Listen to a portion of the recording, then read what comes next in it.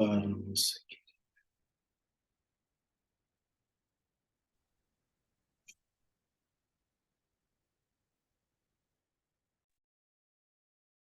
progress. Le diable est un menteur. On a la formule Zoom professionnelle. Je ne sais pas pourquoi ça s'est arrêté. Je suis désolé pour ça.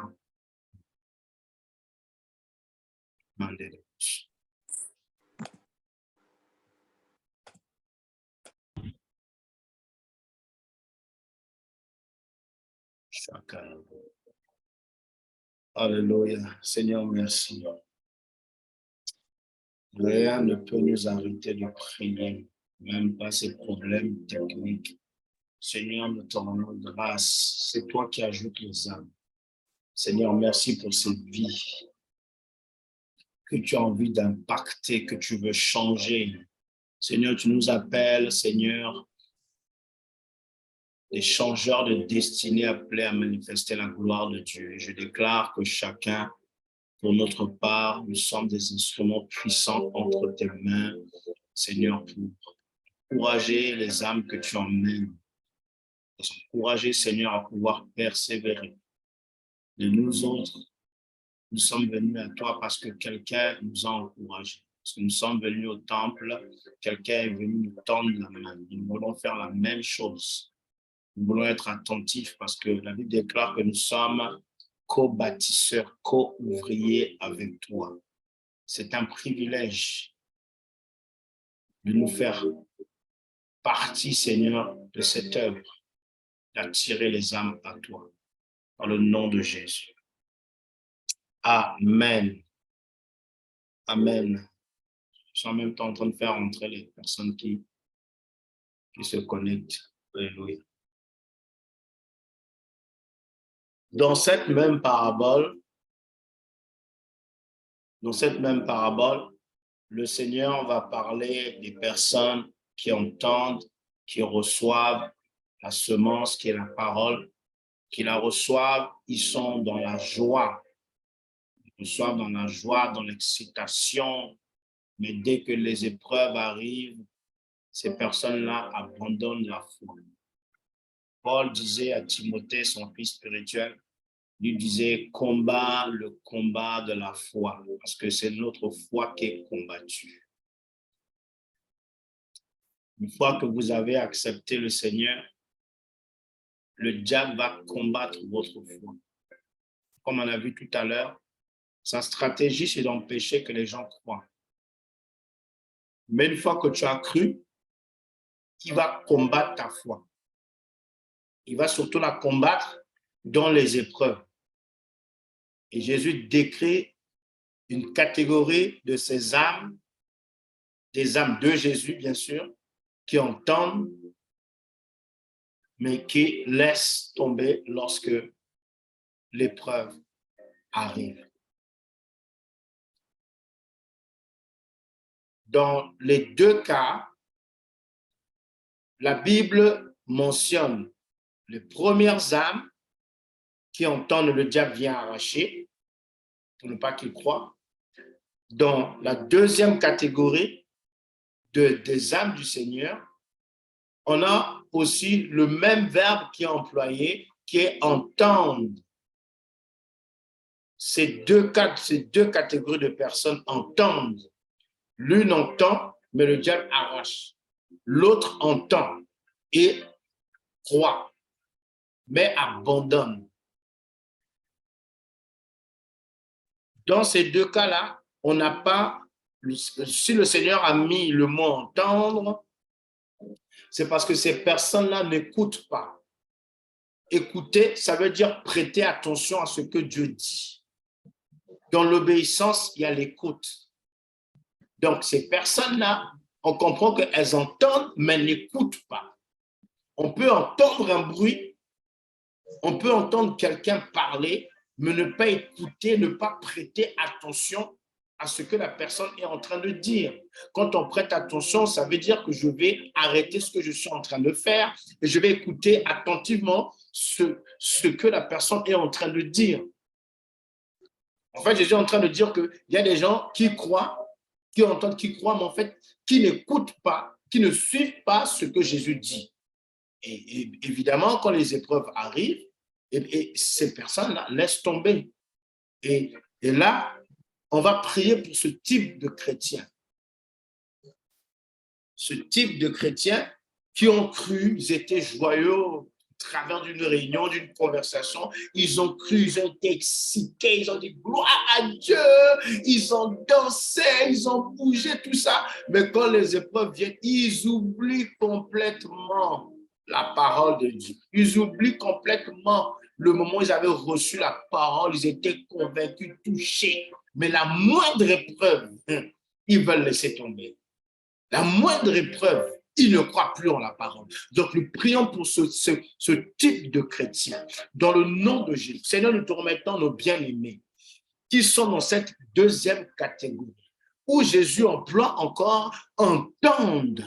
Donc, il y a des disciples, il y a des personnes qui entendent, mais qui n'écoutent pas, qui ne mettent pas la parole de Dieu en pratique, surtout dans les épreuves. Et c'est là que tu veux voir chacun manifester ta parole, manifester le fruit de l'esprit. C'est lorsqu'il y a des épreuves, c'est là quand tout va bien. Parce que quand tout va bien, tout le monde est content, joyeux, on a envie d'aller à l'église, on a envie de prier en langue, on a envie de danser, on a envie de montrer à tout le monde qu'on est chrétien, etc., etc. Mais lorsque vient l'épreuve, c'est là. C'est là. Donc, on va prier. Seigneur, merci pour ces bien-aimés. Nous sommes là pour les soutenir dans la prière. Et nous croyons que tu es le Dieu qui soutient. Soutiens ces bien-aimés. Qu'ils croient. Soutiens. Laisse qu'ils écoutent maintenant. Ils entendent. Mais laisse qu'ils écoutent. C'est dans l'écoute au Dieu de gloire que tu veux que nous soyons. C'est dans l'écoute, tu veux les emmener de l'entendre jusqu'à écouter. Et quand tu vas écouter, Seigneur, lorsque viendront les épreuves, ils vont se souvenir de la puissance de la parole. Parce que l'évangile, c'est la puissance de Dieu. Et je déclare que tous ceux qui abandonnent au tabernacle, lorsque viennent la difficulté, lorsque viennent, Seigneur, les difficultés, les problèmes, les épreuves, ils abandonnent, ils laissent tomber. Alors qu'il y a quelques années, quelques mois, quelques jours, ils étaient heureux. Mais lorsque vient l'épreuve, ils laissent tomber, ils ne croient plus, ils veulent tout laisser tomber, ils en ont marre, ils en ont assez, ils ne veulent plus venir au temple, ils ne veulent plus ouvrir la parole de Dieu. Seigneur, fortifie les papas, soutiens-les, change leur regard. Saint-Esprit de Dieu, touche leur cœur. Que cette attitude, Seigneur, change une bonne fois pour toutes. Donne-leur d'avoir la révélation de la croix au nom puissant de Jésus-Christ de Nazareth. Toi-même à Gethsemane, ta chair a parlé. Ta chair a dit, non pas ma volonté. Hey. La chair aura toujours sa part à dire, mais l'esprit a dit. Oui, la chair a dit, si seulement cette coupe pouvait s'éloigner de moi. Mais l'esprit a dit, non pas ma volonté, mais ta volonté. Mon frère, ma soeur, il ne s'agit pas de toi, il s'agit de Jésus-Christ de Nazareth. Et c'est pour ça, quand tu comprends qu'il s'agit de Jésus, tu peux aller jusqu'au bout. Parce que ton grand frère, pour toi, il a dit, j'irai à la croix, j'irai à Gethsemane, j'irai accomplir ce que David a fait prophétiquement. J'irai, j'écraserai la tête du serpent.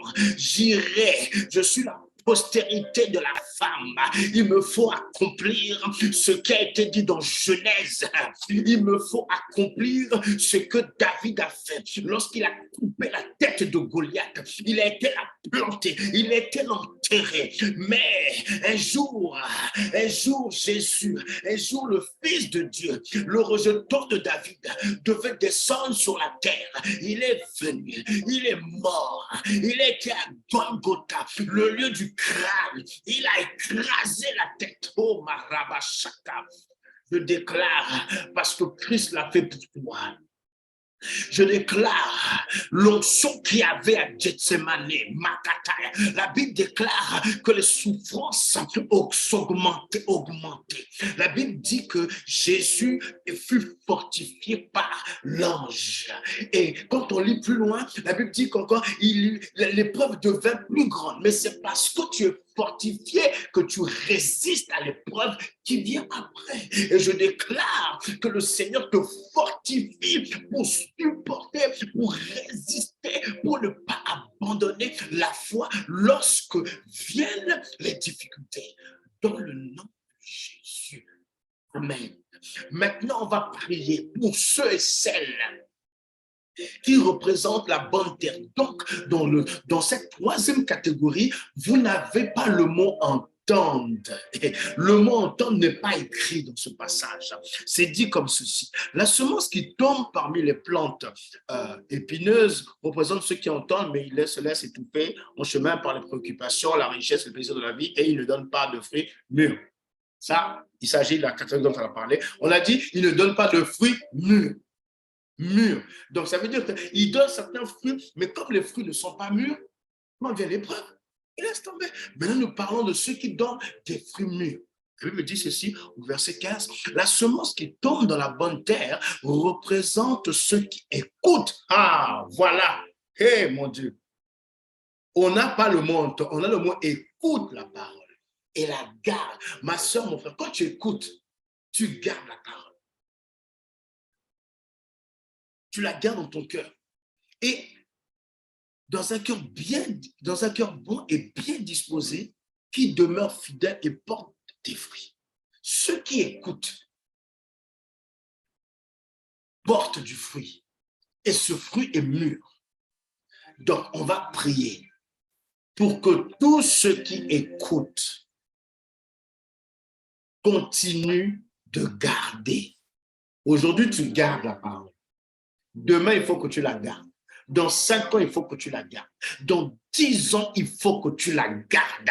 Parce qu'il y a un adversaire qui attend un moment favorable pour que tu passes dans la deuxième et même la première catégorie. Te ramener, non, tu n'iras pas ni dans la deuxième, ni dans la troisième. Tu resteras au nom de Jésus dans la troisième catégorie. Je prie, je déclare, je décrète ce matin au nom puissant de Jésus que tous ceux qui sont dans la troisième catégorie, dans la catégorie de ceux qui écoutent la voix du bon berger, donc ceux qui gardent, ceux qui prêtent attention, et garde la semence, garde la parole. Et malgré les difficultés, ils tiennent bon.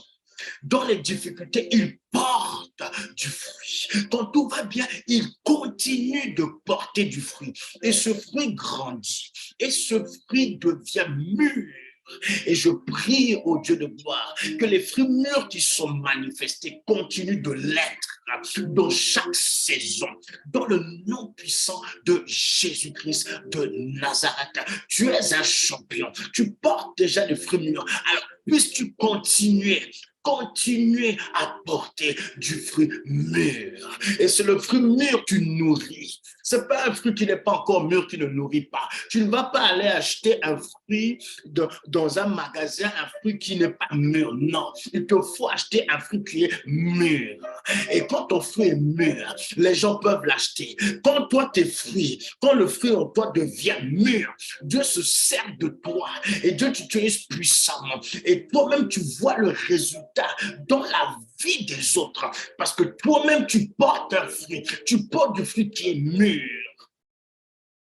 Et pour cela, il faut que tu restes attaché à Jésus. Il faut que tu restes attaché au Marabasakata. Dans les épreuves ou pas, Zekasa, je déclare que nous restons attachés à tout. Je déclare que nous portons du fruit en tout temps. Nous sommes cet arbre qui est près d'un cours d'eau et qui porte du fruit en sa saison. Makashaka, Brababa. Et je veux même dire avec toi, Christ, nous portons du fruit en toute saison parce que le figuier n'avait pas discerné que c'était la saison, c'était le kairos. Il devait porter le fruit. Lui-même n'a pas trouvé, n'a pas été sensible que celui qui m'a créé est là. Laisse-moi porter du fruit. Il était dans le chronos. Voilà pourquoi le figuier n'a pas porté du fruit et Jésus a maudit le figuier. Comment je suis là et toi tu ne me nourris pas? Le figuier était dans le temps des hommes. Puissons-nous ne pas être dans le temps des hommes, mais dans le temps de Dieu. Et puissons-nous porter du fruit en toute saison et quel que soit notre âge. Oui, si hier tu as porté du fruit parce que tu étais jeune, c'est pas parce que tu as vieilli que tu ne portes plus du fruit. Nous devons porter du fruit toute notre vie, en toute saison. Au nom de Jésus. Amen. Oh, Jakarabazike, Bramanzea, Brababa. On va prier pour toutes les personnes qui passent par des difficultés, nos bien-aimés, qui sont faibles, quelle que soit la raison, quelle que soit la cause. On va prier pour eux. La Bible déclare que si un membre faible ou triste, nous aussi, nous sommes affectés. Nous aussi, on compatit à la tristesse, on compatit à la faiblesse, nos frères, on ne l'enfonce pas. Non, on est là pour aider. On entend, on écoute, mais l'attitude qu'il faut avoir, c'est de soutenir. Même si on comprend, on ne va pas dans le sens de la personne qui nous explique son problème. Non, c'est-à-dire l'encourager à ne pas venir au temple, l'encourager à ne pas lire, l'encourager à demeurer dans cette situation que nous savons qui est négative. Mais au contraire, nous discernons, nous séparons nos sentiments, nous les séparons et nous voyons clairement ce que le diable est en train de faire et nous donnons une parole d'encouragement à notre frère, à notre soeur. Nous nous disons, ne parle pas comme ça, tu sais, le Seigneur est bon, le Seigneur ne t'a pas oublié. Voilà, tu donnes des paroles d'encouragement pour faire sortir ce frère du puits dans lequel il se trouve. Donc, nous prions, Seigneur, nous te rendons grâce de ce que tu fais de nous, Seigneur, des aidants. Oui, nous sommes des aidants, chacun pour sa part, pour notre frère, pour notre sœur, pour tous ceux qui traversent des moments difficiles. Nous te prions de les soutenir, que par la prière de l'Église. Soutiens mon frère, soutiens ma sœur. Tu connais la difficulté, tu connais la profondeur du problème. Mais nous disons, il n'y a rien que tu ne puisses faire. Tu es la solution des hommes, de tous les hommes. Tu es la solution de mon frère, tu es la solution de ma sœur. Là où mon frère, là où ma sœur ne voit pas, comme Israël devant la mer Rouge, il ne voyait pas de sortie. Mais ce Moïse-là, nous mangeons les concombres, on mangeait bien en Égypte. Mais pourquoi tu nous as fait sortir? Si c'est pour nous emmener devant une mer, il n'y a même pas d'issue. Oh mon Dieu. Moïse s'est tourné vers Dieu. Et Dieu a ouvert la mer Rouge. Les gens, nos bien-aimés qui ne voient pas de sortie, ferait un chemin. Là où l'homme ne voit pas, ouvre un chemin. Tu es le Dieu du miracle. Tu as fait sortir l'eau du rocher lorsque ton peuple avait soif. Seigneur, ils ont crié à toi. Ils ont oublié, Seigneur, les miracles que tu avais fait autrefois. Mon frère, ma soeur, rappelle-toi les épreuves dans lesquelles tu étais, comment Dieu t'a fait sortir. Ce n'est pas l'épreuve dans laquelle tu es, Dieu ne pourra pas t'aider, ne pourra pas te faire sortir. Rappelle-toi, ce Dieu a été fidèle avec toi. Il est intervenu dans ta situation. Alors maintenant que tu te trouves dans une situation difficile, penses-tu qu'il va te laisser? Penses-tu qu'il va t'abandonner? Je te dis que non, ma soeur. Je te dis non, mon frère. Il est fidèle. Oh, il est fidèle. Il a fait alliance avec nous. Même si l'homme peut t'abandonner, Jésus ne t'abandonnera jamais. Alors, mon frère, ma soeur, crois au nom de Jésus. Que cette prière aille et trouve ceux qui ne sont pas ce matin sur ce jour. Que la parole qui est esprit les trouve dans leur lit. La parole parle à leur âme. La parole fortifie leur cœur, fortifie leurs membres dans le nom de Jésus. Amen. On va prier notre dernier sujet. Pour moi, c'est un sujet avec plusieurs sujets. On va prier pour le culte du dimanche. Nous avons un invité. Donc, on va prier pour que toutes les personnes qui viennent, que Dieu les protège. Que Dieu les protège. Qu'elles arrivent saines et sauves au nom de Jésus. Seigneur, nous te rendons grâce. Dimanche, nous recevons la prophétesse Camille Harris du ministère Shalom Ministry. Seigneur, nous te bénissons de ce que tu nous permets que nous puissions nous retrouver ensemble. Seigneur, nous prions pour toutes les personnes qui seront là. Nous prions pour une protection particulière. La Bible déclare que tu es le Dieu de départ et tu es le Dieu d'arrivée. Seigneur, que tes anges escortent chacun de tes enfants. Dans le nom puissant de Jésus, que tout ce que le diable a prévu contre eux soit détruit au nom de Jésus. Amen. On va prier pour la prophétesse Camille, que Dieu la conduise à prêcher la parole dans cette thématique, mon identité en Christ. Que Dieu l'utilise, que Dieu ouvre ses yeux afin qu'elle apporte la vie dans les vies que nous sommes. Alléluia. Seigneur, nous te remettons l'oratrice, Seigneur, de ce culte, de ce dimanche. Merci pour sa vie. Merci au Dieu de gloire, parce que c'est un plaisir, c'est un honneur pour nous de la recevoir. Seigneur, voici la thématique, mon identité en Christ. Seigneur, utilise ton instrument puissamment, Papa, pour pouvoir, Seigneur, prêcher ta parole, pour pouvoir l'enseigner avec révélation. Là où quelqu'un n'avait pas compris son identité en Christ, laisse que la prédicatrice, Seigneur, de ce dimanche vienne, Seigneur, ouvrir encore les yeux à quelqu'un. Dans le nom puissant de Jésus, laisse que celui qui avait déjà compris son identité en Christ, laisse qu'il reçoive quelque chose de nouveau. Au nom puissant de Jésus-Christ de Nazareth, nous te la remettons entre tes mains. Car la Bible déclare que ce n'est ni par la puissance, ni par la force, mais par mon esprit et par ton esprit. Tu vas l'utiliser puissamment au nom de Jésus. Amen. On va prier pour que la présence de Dieu soit là. Seigneur, nous te remettons cette réunion. Ce que nous désirons, c'est ta présence. Parce que si ta présence n'est pas là, tout ce que nous ferons sera multiplié par 0.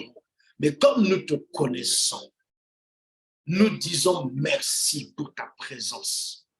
Merci parce que nous attendons, Seigneur. Nous t'attendons. Nous t'attendons. Le culte n'a même pas encore commencé, mais dans nos cœurs, nous t'attendons. Nous désirons, nous soupirons après ta présence. Laisse que ta présence, Seigneur, inonde chacun. Laisse que ta présence touche chacun. Laisse que ta présence rende libre chacun de pouvoir te louer, de pouvoir t'adorer.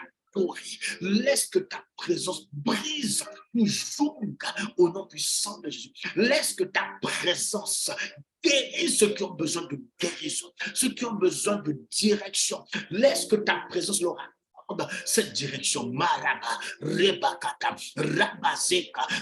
Lorsque ta présence, c'est la même avant même que quelqu'un puisse prêcher. Toi, tu as déjà parlé dans les cœurs. Tu as déjà guéri. Tu as déjà touché avant même que l'homme fasse. Toi, tu as déjà agi. Tu agis dans le secret. Tu agis dans les cœurs. Masakaraba, Rababa. Que l'atmosphère de Dieu sature le lieu. Rabakata, Penarebaba, Rababa, Romozuma, Rababa, Rebaba. Oui, c'est ça que nous désirons. C'est ta présence. C'est ta présence. C'est ta présence au nom de Jésus.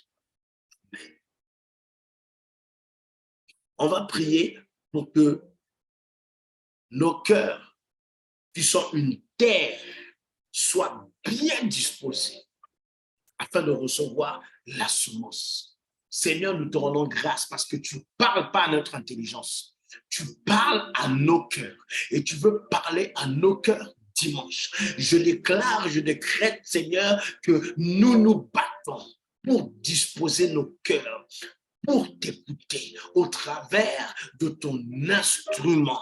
Oui, papa, laisse que la parole, qui est une semence incorruptible, tombe dans nos cœurs et que cette parole, Seigneur, porte du fruit. La parole que nous entendrons dimanche, laisse qu'elle porte du fruit dans nos cœurs, dans nos vies, que ce fruit soit mûr au nom de Jésus-Christ de Nazareth. Seigneur, c'est notre attente. C'est de recevoir cette parole, d'être bien disposé. Quel que soit ce que nous pourrons vivre, nous nous battons pour préserver notre cœur. La Bible déclare, garde ton cœur plus que toute autre chose, car c'est de lui que jaillissent les sources de la vie. Le Seigneur veut encore que des sources d'eau jaillissent de ton cœur. Garde ton cœur afin que cette parole qui viendra, cette parole qui tombera dans ton cœur, puisse faire jaillir des sources d'eau vive dans le nom puissant de Jésus. Amen. Nous allons prier pour notre dernier sujet. On va prier pour la transformation des vies. Lorsque la parole est prêchée, la parole, son but, c'est de transformer les vies, transformer nos caractères, changer nos situations, changer notre lecture des choses. Seigneur, nous prions afin que tu transformes nos vies, lesquelles, nous qui sommes déjà convertis, que cette parole continue de transformer nos vies. On ne peut pas dire qu'on n'a pas besoin de transformer. C'est tous les jours tu nous transformes, tu transformes nos vies. Alors laisse que cette parole transforme la vie de mon frère, transforme ma vie. Transforme la vie de mon frère dans le nom puissant de Jésus-Christ de Nazareth. Laisse que cette parole aussi transforme quelqu'un qui ne te connaît pas, quelqu'un, Seigneur, qui n'a pas entendu parler de toi. Laisse que cette parole transforme quelqu'un qui était reparti dans le monde. Laisse que cette personne revienne à toi.